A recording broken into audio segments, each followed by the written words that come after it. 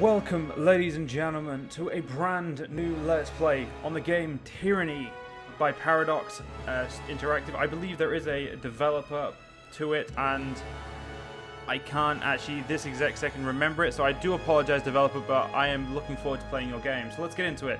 We're going to be playing on normal mode because this is my legitimate first time opening the game. I just got it today from Paradox. Thank you very much, Paradox. You're awesome, guys. So we're going to be playing this. So we're going to play through normal difficulty. I will do a Trial of Iron maybe one day, but I do like Iron Man modes now. Actually, I've kind of got into using it, but yeah, we're going to just play the game as it is, and then later on in the future, we may play it again on Expert, on Trial, and we'll try and get as hard as possible. So let's go through this.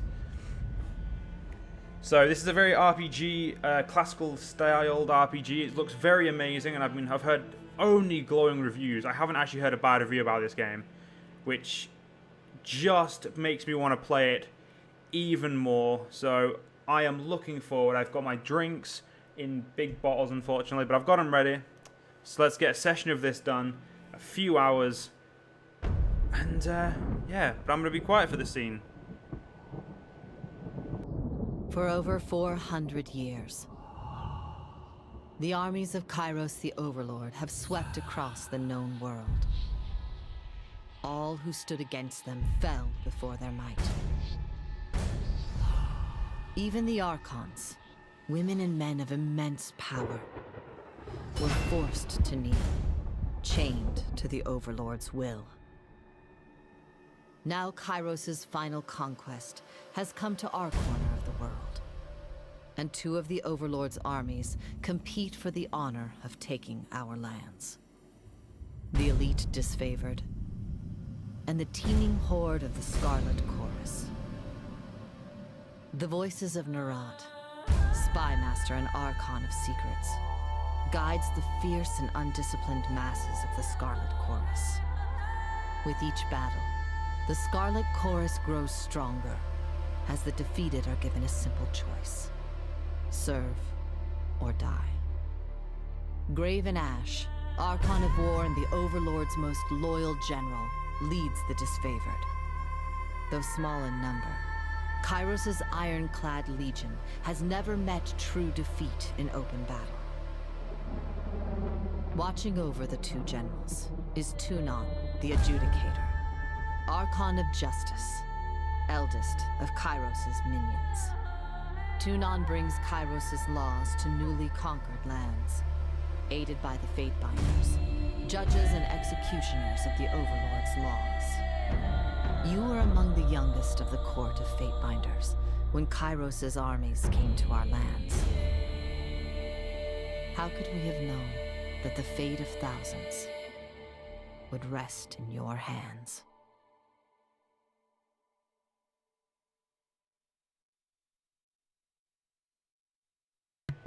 Okay, so that was an amazing intro right there. That gets you really pumped for the game. So, I think what I'm going to do is I'm going to design my character first, and then I'm going to read the role. If we're going to be male, we're going to be the archetypal, lanky, I think. Skinny and lanky is probably the... No, so he's a bit skinny there. He's a bit short there. He's a bit fat there. So, you know, fuck it, we'll go for this one. So, role. I don't know. Is this? Does that disappear? Yes, it does. So we're gonna go back to previous. Anyway, in the Northern Empire, where you were born, men enjoy equal protection under the laws of the Overlord's Kyros. Oh fuck! I just heard it and I've already fucked it up. In the southern lands of the Tiers, only men may own or captain ships, but real estate is restricted to women. Men may lease, but durable ownership of the land is always in the tiers, always past the eldest daughter or sisters. Most sons enter their father's profession by their mid-teens. Those without a profession or family lands to work can find purpose by pledging service to one of the Overlord's mighty Archons. Criminals, derelicts, and others are often conscripted into the army of the Archons. If a child cannot forge his own skein, he will certainly find one in battle. So let's do hair. Let's get myself a nice... Actually, I kind of like the hair we've got going on there. Let's get a beard, though. There we go. That really brings out the face.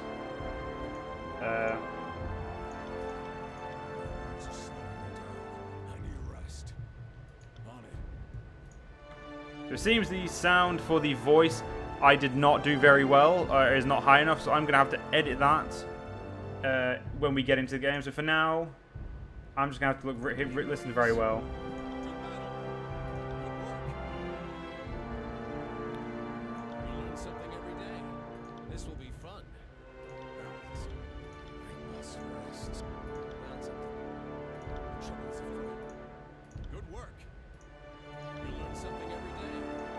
So we're going to be male noble. Sorry about that for my quiet. I was just trying to listen to it. So it seems you can have one tattoo. Kind of like that, I'm not going to lie.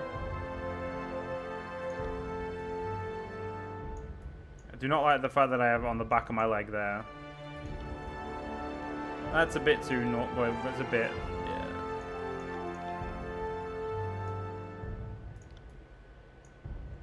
That's pretty cool, like the idea of getting a tattoo along your entire hands.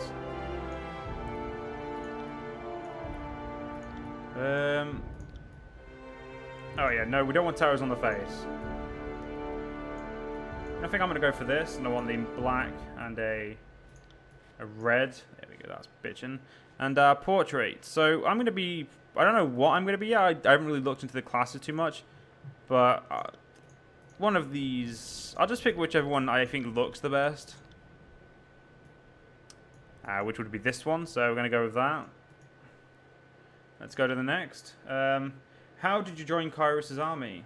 That would be a pit fighter, which will change the origins. So the origins tell you are a Fatebinder, agent of the Archon of Justice. You are by no means free, but as a warrior scholar deputized with discretionary powers to intercept and execute the laws of the Overlord Kyros, you are freer than most. One does not apply to be a Fatebender. One is called on by Tunon, the Archon of Justice, and to decline is death. Millions of men and women live in the dozens of realms ruled by the Overlord. How did you stand out from amongst this teeming mass of description and insignificance and gain the Archon's notice? So basically, this is where we pick what we did. We could be a noble scion, pit fighter, a hunter, lawbreaker, soldier, war mage, guild apprentice, diplomat. So lawbreaker, kind of what I was going to go for. I'm going to go for like a bit of not really a nice character. I'm going to go for kind of a evilish character, like not an evilist, but like kind of draws a line of. My guy will definitely be law-abiding, so I think soldier works the best here. So my guy's going to be a soldier. Unable to settle the year's accounts with grain, your parents offered you as the tithe to the Overlord instead. Seeing your first battle as a child, you've known all your life how to fight, how to stay calm at the sight of blood and disembowelment, and how to rely on your fellow warriors. Deemed smarter than the average killer, you were groomed for command and given an education in letters and numbers. With rumors of war, it seems recruitment into the disfavored legion would be the obvious match for your skills, but the Archon of Justice is known to say that good iron is not used for swords and good minds are not used for soldiers. Claimed by Tunon, you were instead drafted into the court of Fatebinders, where your martial skill will put to use in the enforcement of Kyros' laws. So now we can. So we've got primary expertise. Primary expertise of one of Tuon's Fatebinders, you receive training in the art of war, the intrigue of magic, and the inexhaustible depths of Kyros' lore. Across the Northern Empire, the education of a Fatebinder is second to none. Those bearing the title are expected to read instructions and understand the economics of the realms in which they operate. Literacy and mathematics, skills rarely found in Terrators, are essential skills in execution of law. Subtle talents like speechcraft or tactics are honed with time and experience under Tunon's guidance. So, I think dual wielding is definitely my style. I'm not a magic guy, so magic is definitely not what I'm going to be doing. If I was going to choose a start, it would probably be, so Fury of Blows is a 30 seconds cooldown, this is 20.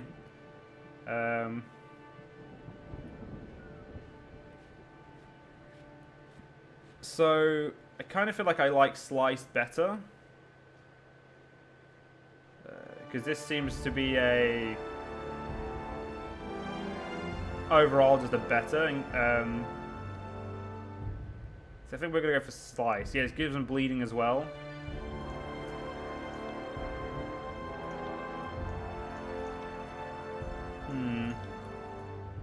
Sword and Shield look nice as well. I don't like the idea of dueling an axe and a hammer though. That's not really my thing. Hopefully I'm loud enough over the game. I do apologize if I'm not. Again, it will be... Oh, see, Javelin. Oh. See, that looks cool as well.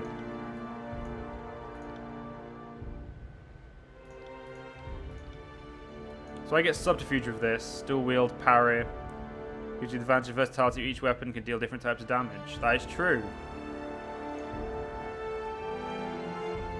So we get a bronze hammer and we'll get a bronze axe. Look, let's have a look at magic. I mean, I want to at least see it. So, what's the short bow? I think this is a new armor as well. Yeah. Oh, that's fucking cool. I see, but I'm not a bowman. Well, I am, but I'm not really.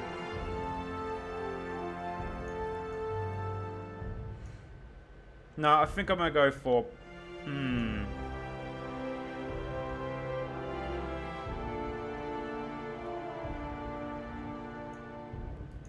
So the skills for this are Hobble and Heart Shot.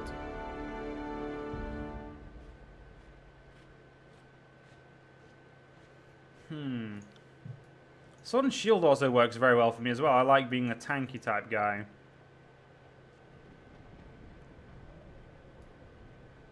No, fuck it. We're going to be dual wield. We're going to go dual wield. I'm going to go with Slice. My secondary expertise. Okay, now this is good. This is what I want to see. War Mace was not offered before. Spear and Shield. Now this, there we go. Spear and Shield, that's it. It's decided. Spear and Shield is definitely my second expertise.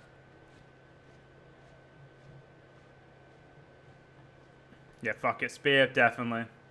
Ability will be probably Sunder. Again, it's more of an... I like to... I like being an attacker, so... Yeah, that's my expertise. I kind of thought I'd get to. I was kind of happy to. My colours and my banner will be... that. Actually, no, we'll get black and white. Now, black and red looks much more menacing. So let's customize our banner.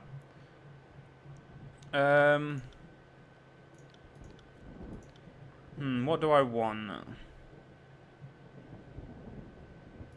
That, definitely. The banner I want is black, and I think I want the eagle as red, yes. That is sick. And by sick, I mean fucking awesome, obviously. My name? Well, this is obvious. Alexander. Okay, last names I'm not good with. Fuck it, we'll just go with my normal name. We'll go with my actual... Yeah, we'll call ourselves Alexander Hill.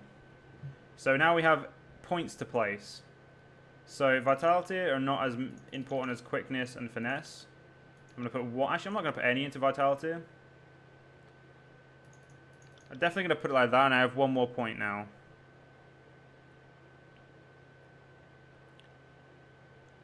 I kind of want Wit as well. Wit is not my main ability, but it's definitely going to be something useful for me. And now we've got skills. We've got 20 points for our skills. So Athletics is very important in my opinion. Parry, definitely. Subterfuge, not as important. One-handed weapons. Dual wield. Kind of keep it the same.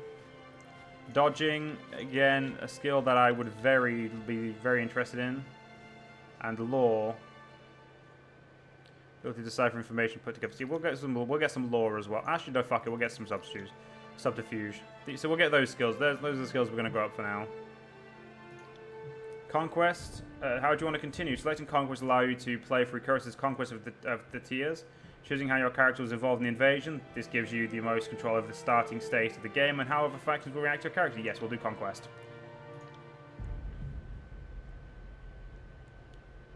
All the world has fallen to Kairos. And now the Overlord's eye is on the tiers. Our home.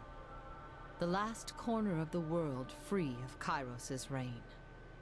Two armies, the Disfavored and the Scarlet Chorus, march south from the Northern Empire, the last realm to fall to Kairos a century prior. In the early days of 428, Kairos' armies arrive at the Gates of Judgment, the mountainous border that we Tiersmen so long believed unassailable.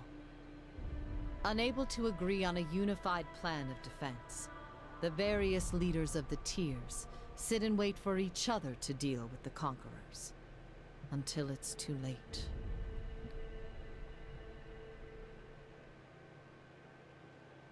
Okay. During the Conquest, you will decide how your character's action during Kyros' invasion of the Tiers, shaping the world through which you adventure over the course of the game. Each choice you make affects your character and how the major factions of Tiers respond to you. Your decisions matter. Choose wisely. 428 TR, Year 1 of Kyros's Conquest, or Kyros's.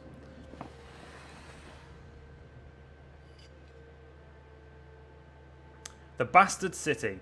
The Bastard City stood on the northern border between Kyros's empire and the Tiers, built upon a natural harbour at the crossroads between realms.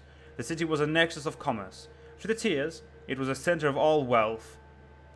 To a northerner, it was little more than a backwater trading post.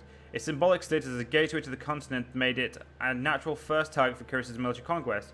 Circumstances were ideal for you to prove your worth as a soldier in Kyros's army. Taking the city will send a message to the rest of Tiers. Kyros is unsurmountable. So, we can infiltrate the Tiers. Both armies send their forces to prepare the way. Or Gates of Judgment. In the first major engagement of the war, Kyros's armies cross the mountain and establish a foothold. Oh wait, do we have to do both? I'm going to be a Gates of Judgment type guy. I'm not really one for infiltration. So, oh wait. So if I pick this, we can aid the disfavored scout or conscript enemy fighters for the Scarlet Chorus. Or if I did this one. Yeah, so anyway, we're going to go to Gates of Judgment. The army of Kyros took the battle to the Gates of Judgment, trumpeting the opening call of the conquest of the Tiers. The two armies, the Disfavored and the Scarlet Chorus, brought their distinct sense of order and chaos to the assault. You were the battle alongside the army whose approach best suited your strengths, which was the Disfavored. Standing shield to shield with Kyros' ironclad elite, you advance on the mercenary army purchased by the nobles of the Bastard City. The Legion wanted to send a message to the Tiers that superior breeding and disciplined training would win the day. The Bastard City learned too late that the military is earned and never bought. The mercenaries' army quickly found themselves outclassed by the superior tactics and formation of the Disfavored. Those few who lived to the end of the battle were rounded up, then the weak executed, and the strong enslaved to haul the army's wagons on the journeys south. Wow, that's pretty cool. And now we have two more to pick from. Feeding the host, or to judge the enemy. So I can either you found a way to feed Kyros's army in your enemy territory, or you decided to judge the fate of the enemy soldiers captured in battle. This is definitely more me. I'm a lot more dickheady about this. So the soldiers of the Kyros, so the soldiers of the Tiers fell by the hundreds, and Kyros's armies could not agree on how to handle what few survivors they dragged back to the camp. Befitting your role, the commanders turned to you to decide the fate of those who occupied the prison pens. There was only enough prisoners to support the plan of a single army, and again, we're going with the Disfavored. The Disfavored needed slaves to haul their gear, dig latrines, and keep the pallets warm at night. You conscripted the survivors of the battle to subservient roles among graven ashes and noble troops. Wounded and demoralized by prior defeat, the soldiers of the Tiers put up minimal resistance to their new status in Kyros's military. The Disfavored enjoyed the luxury of putting others to work, but didn't allow themselves to grow soft, turning away from menial duties and focusing instead on rigorous training regiment that left them alert and eager for combat. You gave the Tiers slaves their first assignment, digging a mass grave outside the Gates of Judgment, where a cloud of flies marked the passage of Kyros's armies. Taking the Bastard City. I think this part's going to be mostly just speech and that, ladies and gentlemen, so hopefully you will be ready for the second part. So let's get to reading this. The army of Kyros is amassed around the Bastard City, the first bastion of the Tiers to fall. Both armies longed to storm the walled outpost, the Scarlet Chorus howling for plunder and the Disfavored forming an unbreakable shield wall. Your prowess on the field of battle carried them this far, but there was one more step before total victory. Both of the armies had inspired schemes to take the Bastard City. Which did you support? We can either pick a free here, and I think assaulting the main gates will be more fun. Yes, I'm going to assault. We're going to assault the main gate. You join the Disfavored vanguard in a direct assault upon the city gates. Notification would stand before the unstoppable legion. With heroic courage and legendary determination, the Disfavored battered the gate of the Bastard City to splinters. Those who fell under the constant hail of arrows or cascades of boiling pitch left the battlefield temporarily, only to appear hours later as the Archon Graven Ash protection healed their numerous wounds. I'm sorry, there was a full stop there, apologies. In time, the gates gave way and Kyros' forces spilled inside the city walls with resounding cheers of victory.